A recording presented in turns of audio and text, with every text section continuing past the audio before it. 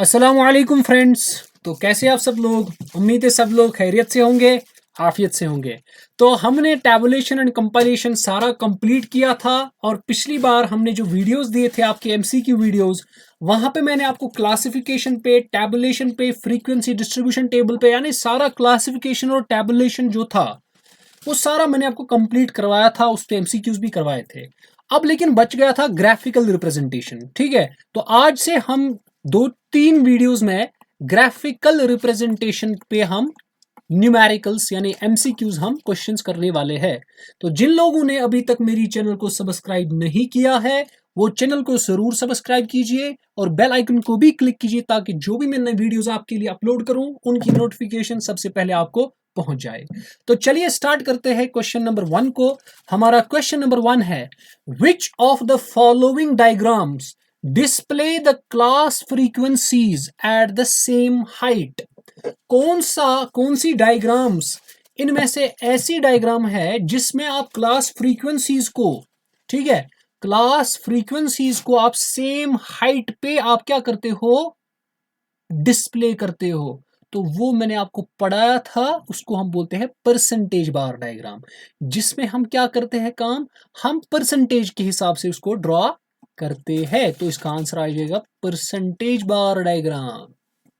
आगे चलते हैं बेटा, which of the following diagrams use picture to present data. ये भी पढ़ाया है, इसको बोलते हैं पिक्टोग्राम। क्या बोलते हैं? पिक्टोग्राम। आगे चलते हैं, in which of the following diagrams data is transformed into angles. क्या पिक्टोग्राम में एंगल्स में डेटा को ट्रांसफर करते हैं? नहीं।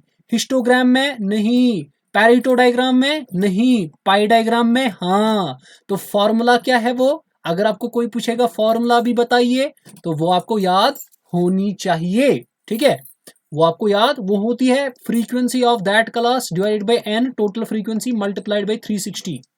वो जो एंगल होता है आपके पास, ठीक है, उसकी फॉर्मूला यही है।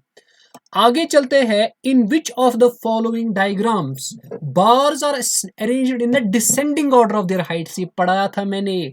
वो कौन सी डायग्राम होती है जिसमें descending order of their Heights रखा जाता है? पैरेटो डायग्राम, बताया था मैंने। आगे चलते हैं बेटा, question number 5, the bars are dash in multiple bar diagram. क्या मल्टीपल बार डायग्राम में सब डिवाइडेड होते हैं? नहीं, सब डिवाइडेड नहीं होते हैं।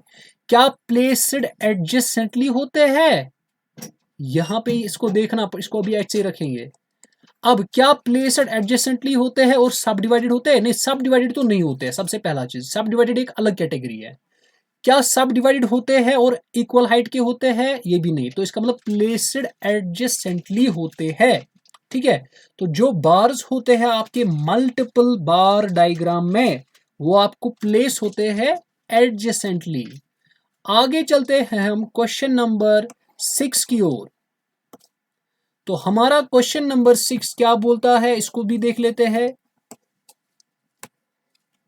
तो ये हमारे पास बेटा क्वेश्चन नंबर 6 है, in which of the following diagrams the heights of the bars are proportional to the magnitude of the total frequency. इनमें से किस डायग्राम में आपकी जो हाइट्स ऑफ बार्स होते हैं वो magnitude of the total frequency के प्रपोर्शनल होता है? क्या सिंपल बार डायग्राम होता है? नहीं जी। क्या परसेंटेज बार डायग्राम होता है? नहीं जी। क्या सब डिवाइडेड होता है? हाँ, सब डिवाइड ही होता है, क्योंकि सब डिवाइडेड में क्या होता है काम, वहां पे हम स्टैक्स बनाते हैं। अगर ये एक रेक्टेंगल है उसके ऊपर फिर दूसरा रेक्टेंगल, उसके ऊपर दूसरा, उसके ऊपर दूसरा, जो टोटल आपके पास हाइट आ जाती है वो टोटल फ्रीक्वेंसी आ जाती है। ठीक है, तो वो क्या आ जाती है? Total frequency. इसका मतलब जितनी हाइट होगी, जितनी फ्रीक्वेंसी होगी उतनी हाइट, जितनी टोटल फ्रीक्वेंसी होगी उतनी आपके पास टोटल हाइट भी होगी। तो इसका ऑप्शन क्या आ जाएगा? Option number C. आगे चलते हैं हम question fill in the blanks की ओर। ठीक है, तो आगे आते हैं फिल इन द ब्लैंक्स पे। Dash is useful for interpolation and extrapolation. ये याद रखना है, ये जो ग्राफ्स होते हैं ना यही यूजफुल होते हैं किसके लिए? इंटरपोलेशन एंड एक्स्ट्रापोलेशन के लिए। अब इंटरपोलेशन एंड एक्स्ट्रापोलेशन होता क्या है? वो हमारे यानी फाइनेंस अकाउंट्स असिस्टेंट के सिलेबस में नहीं है, मगर जूनियर स्टैटिस्टिकल के स्टैटिस्टिक्स पोर्शन में वो है। Frequency curve is a dash curve drawn from the histogram. तो ये कौन सी कर्व होती है? ये बेटा एक होता है फ्रीक्वेंसी पॉलीगन, ठीक है, एक होती है फ्रीक्वेंसी कर्व। कर्व होती है ना ये स्मूथ रफ हैंड, मतलब इसको कह सकते हैं this is a smooth and rough hand या फ्री हैंड कर्व, इसको फ्री हैंड से बनाया जाता है। Dash diagrams uses pictures to present data, कौन सी? उसको बोलते हैं पिक्टोग्राम। अच्छा, सर्कुलर डायग्राम को क्या बोला जाता है? पाई डायग्राम, ठीक है। तो ये ग्राफिकल रिप्रेजेंटेशन ऑफ डेटा पे मैं एमसीक्यूज दिखा रहा हूं। उसके बाद वाइल ड्राइंग लेस देन उगायो, जब हम लेस देन उगायो लिखते हैं तो तब बोलता है आप क्युमुलेटिव फ्रीक्वेंसीज को किसके अगेंस्ट मार्क करते हो? आपको पता है वो हम अपर लिमिट के, upper class limit, clear. In dash curve cumulative frequencies are marked against the lower limit. Lower limit में किसको लेते हैं हम? मोर देन कर्व, जो मोर देन उगायो होती है, मोर देन उगायो, ठीक है।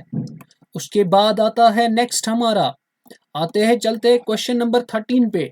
Intersection of less than ogive and more than ogive, मैंने आपको पढ़ाया है। अगर ये लेट सपोज उगायो है लेस देन और ये है ग्रेटर देन, जहां पर इनका इंटरसेक्शन होता है वो क्या देता है? मीडियन देता है आपको। इसका आंसर आ जाएगा मीडियन।